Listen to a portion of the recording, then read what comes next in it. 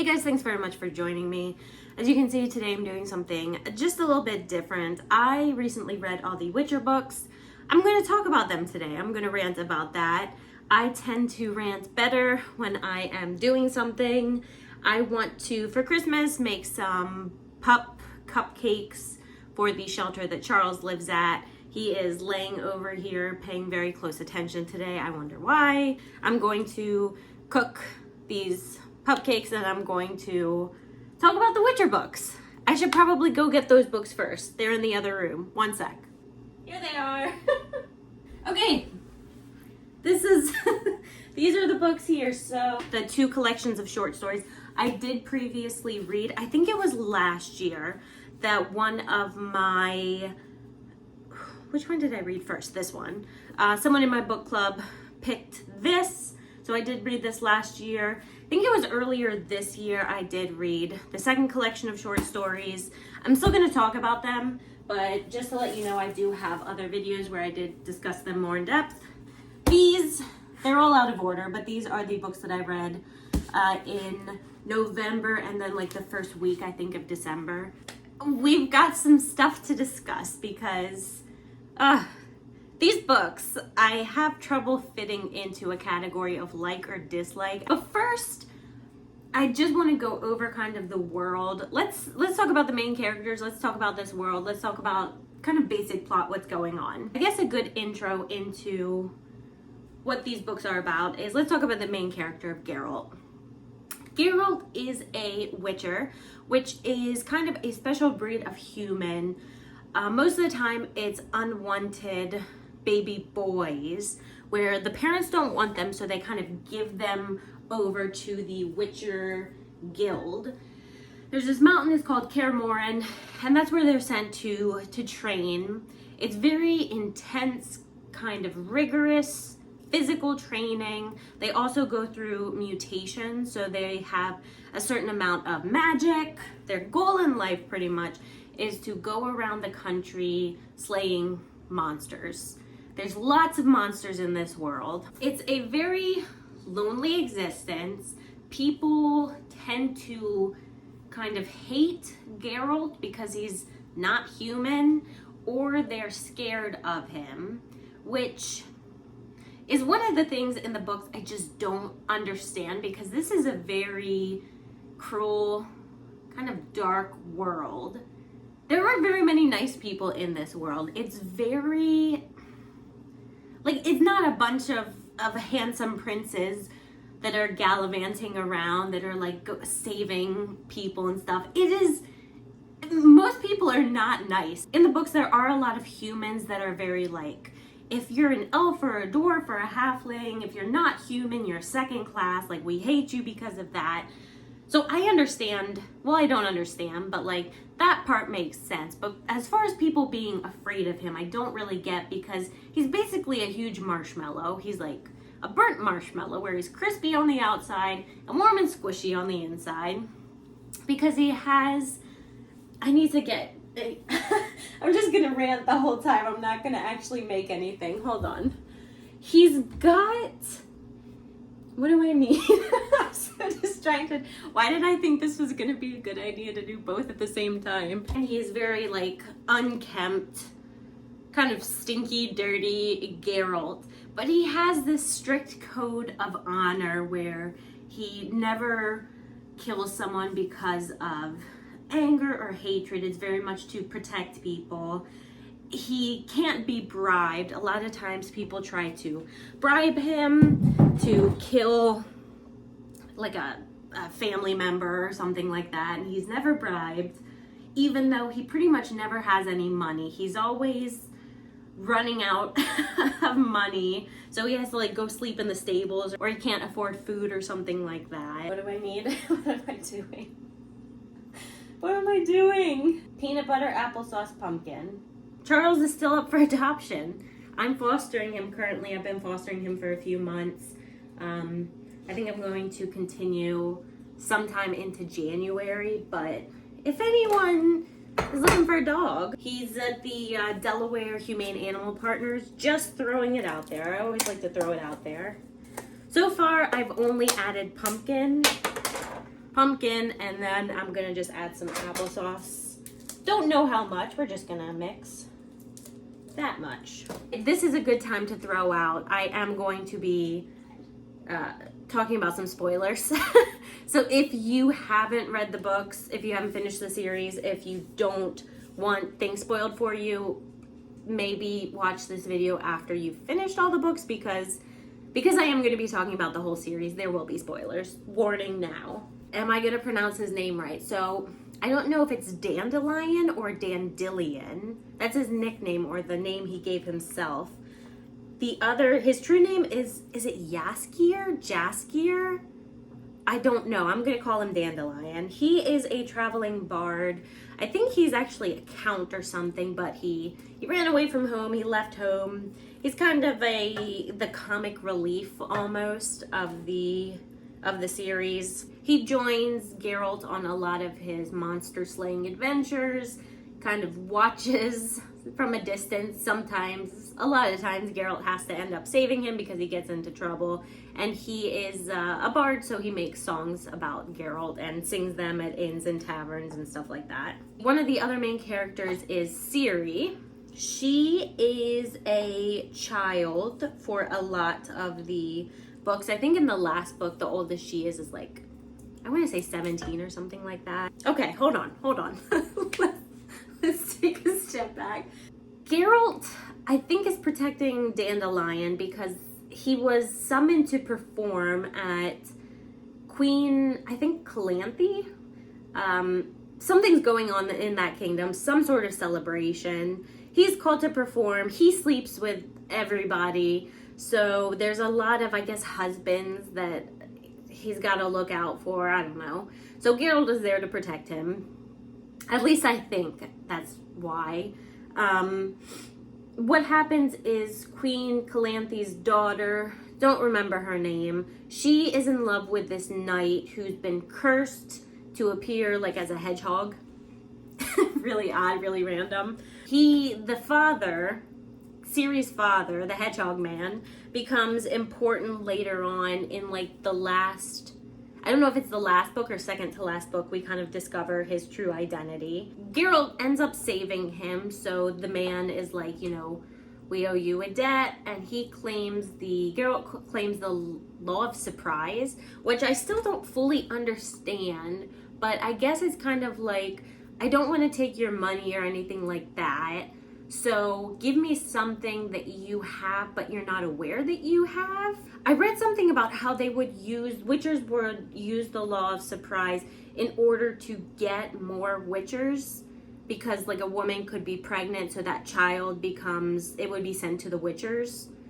But Geralt seems very surprised, kind of shocked when it turns out the Queen Calanthe's daughter, the hedgehog man's love, is with child, and that child is Ciri. She becomes one of the main characters.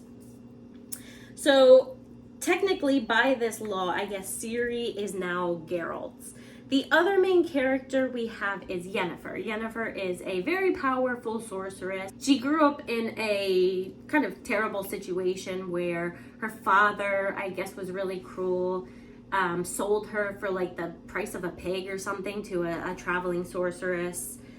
She was deformed, and she gets taken by the sorceress who decides, I'm going to train you to become a sorceress. Again, like Geralt with the Witchers, it's kind of very intensive, painful training, and one of the things that she has to go to become a sorceress is they have to, I guess, like cut out any, like her womb or anything where she could become pregnant. So she can't be a mother, no sorceress can have children.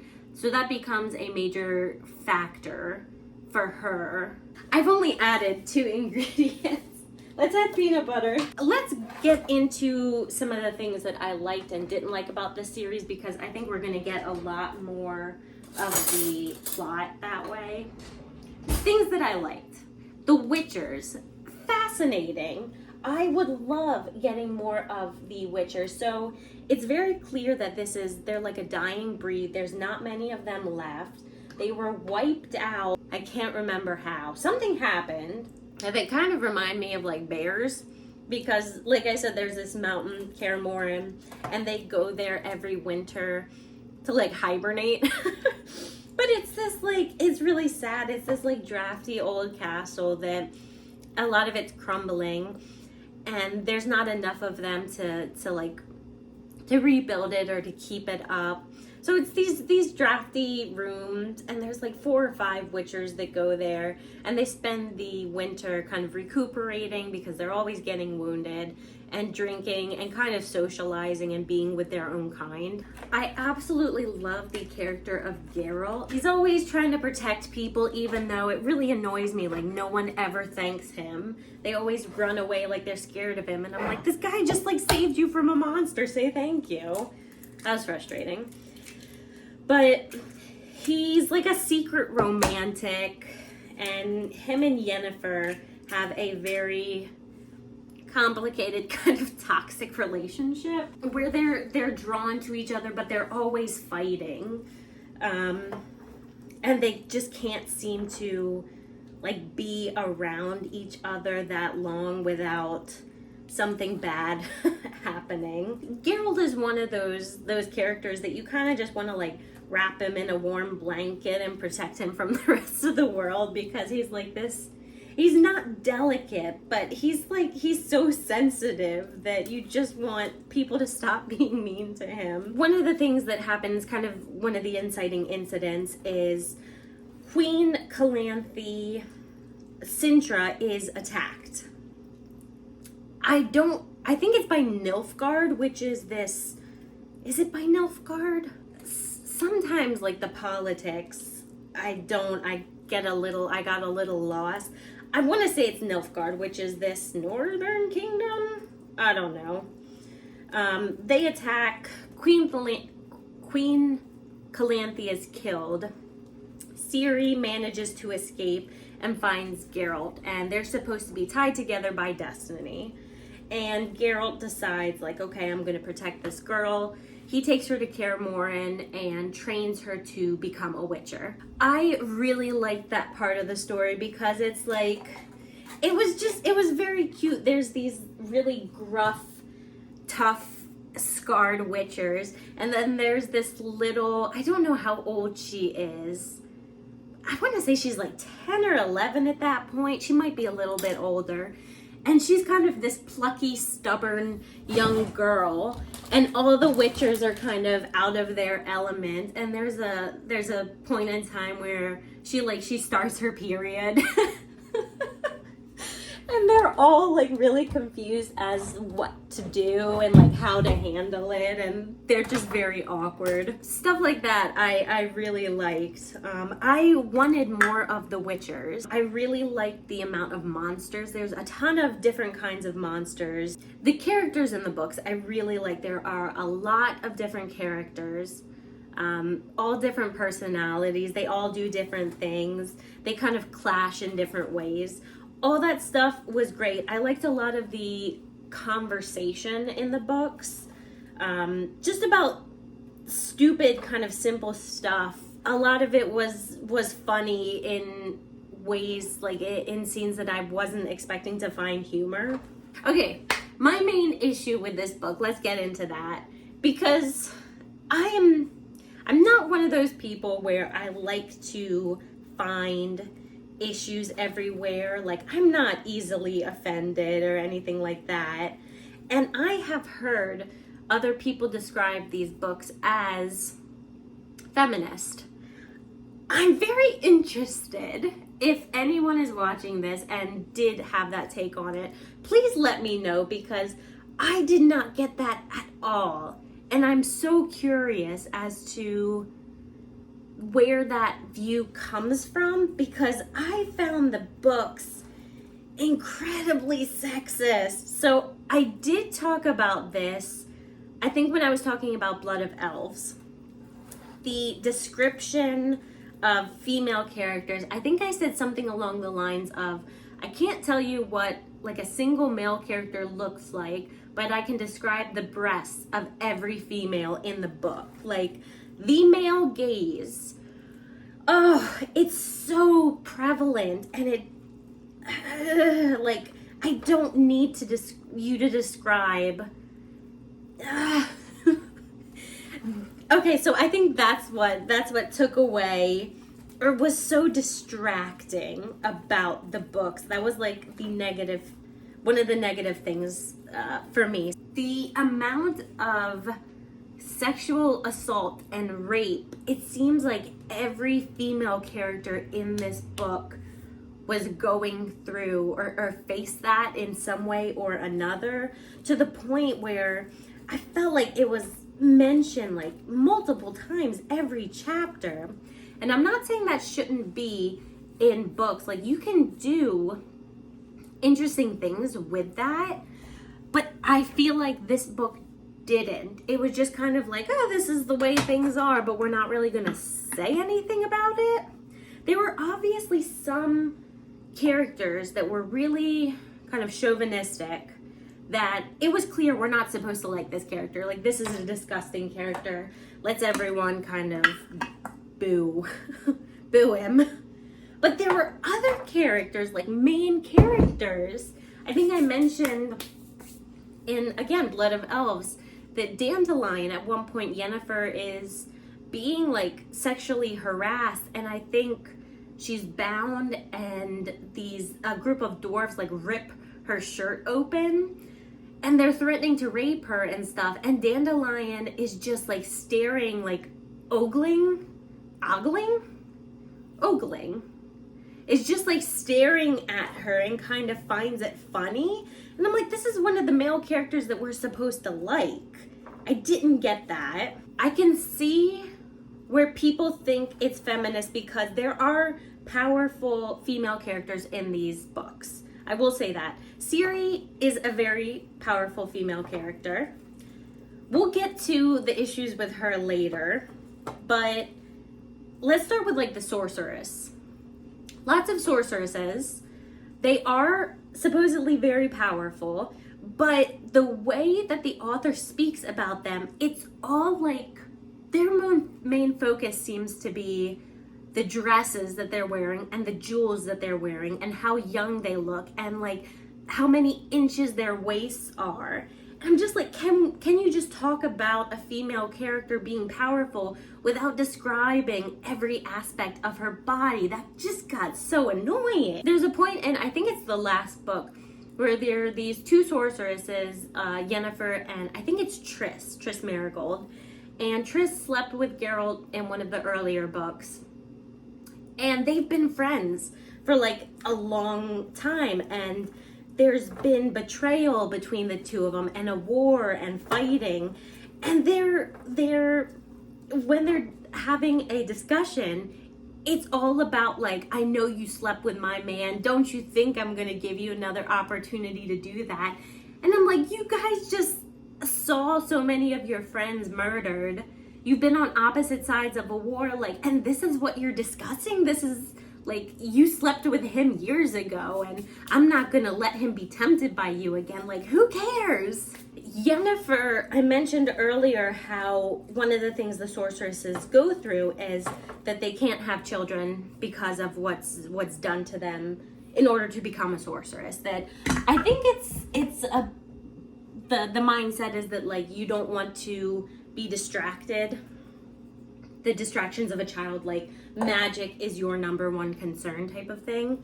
So one of Yennefer's main goals is to find a way to become a mother in the books.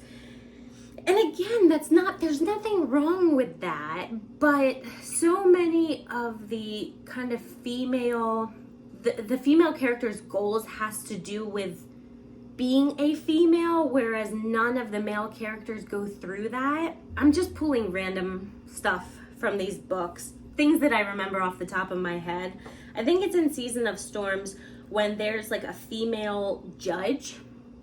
And I was really surprised when I read that initially. I'm like, oh wow, okay, there's a female judge, that's cool.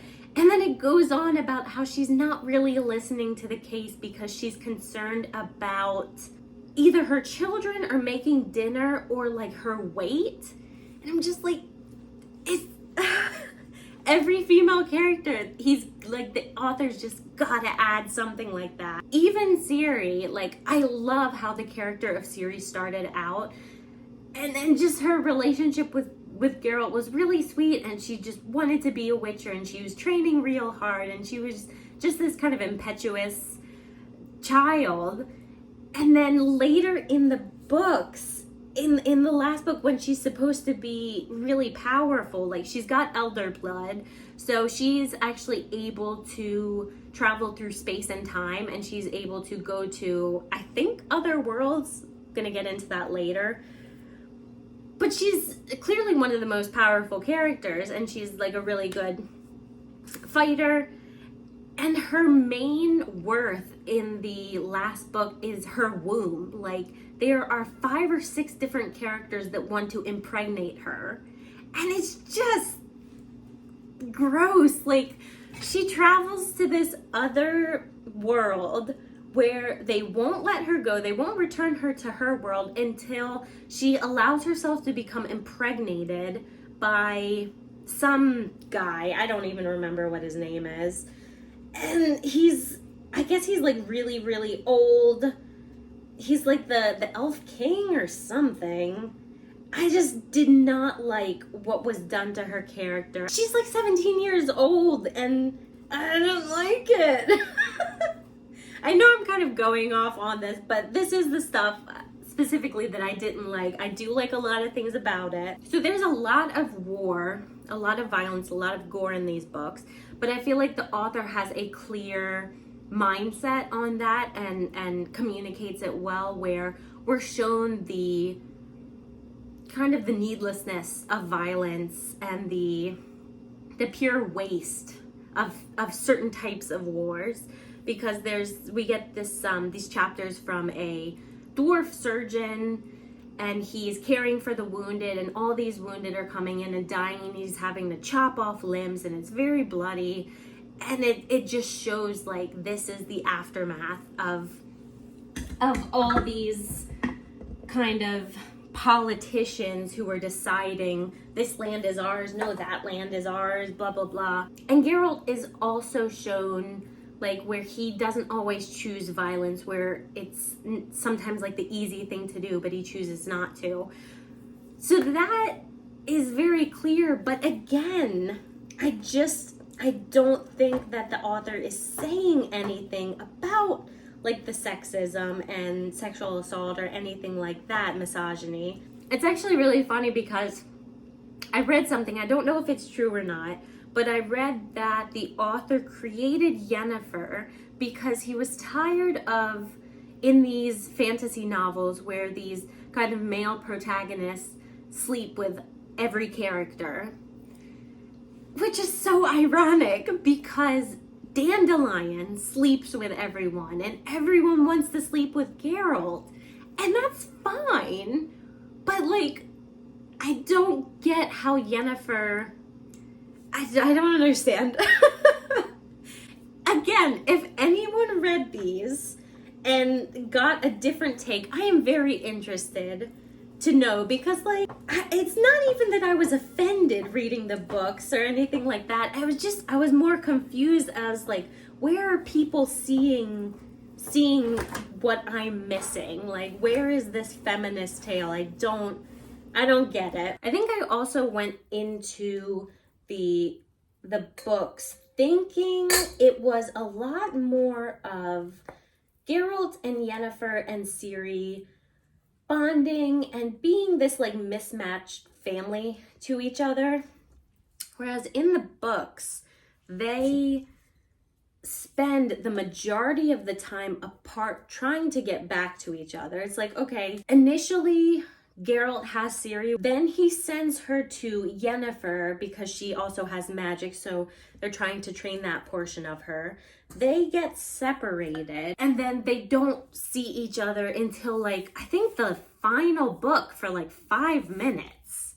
So I was a little disappointed there, just because from the trailer of the TV show, I thought they were going to be spending a lot more time together, and they didn't. Ciri spends the middle portion of the books in a gang of kind of thieves, bandits, and they call themselves the Rats, and they are other kids her age. A lot of them have been displaced by the violence. They've had kind of terrible things happen to them, and now what they do is they kind of ride around stealing from anyone that they can. Sometimes they're nice and they'll give to certain towns.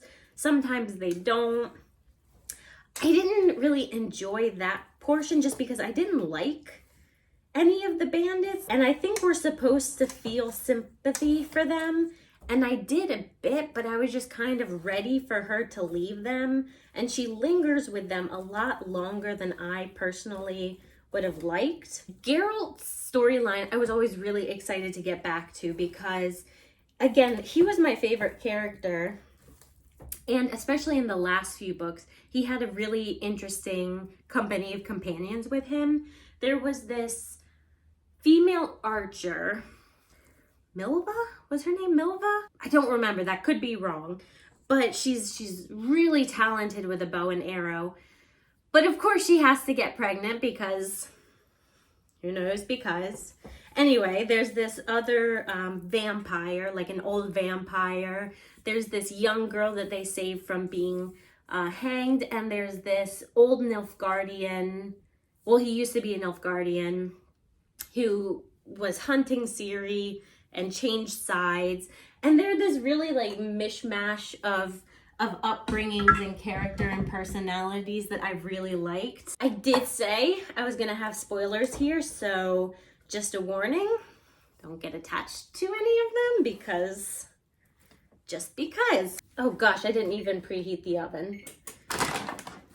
I've mixed everything up in a really, no, I'm not using any measurements or anything. I hope this is gonna work. Dogs aren't picky, they're gonna love whatever. Isn't that attractive, guys? Don't you want to adopt him? I hope this doesn't set your allergies off.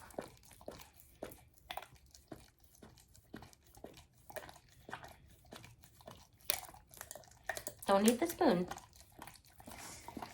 Show everyone, oh yeah, your blue eye. See, I'm so handsome. All right, I think you got it clean. Good job. All right, guys, we're back. First batch, done. Looks pretty good. They're a little rubbery. I did call this a rant, but I do feel like I went on a lot about the things that I didn't like about the series, and I don't want to end it that way. So other things, positive things, let's think of some.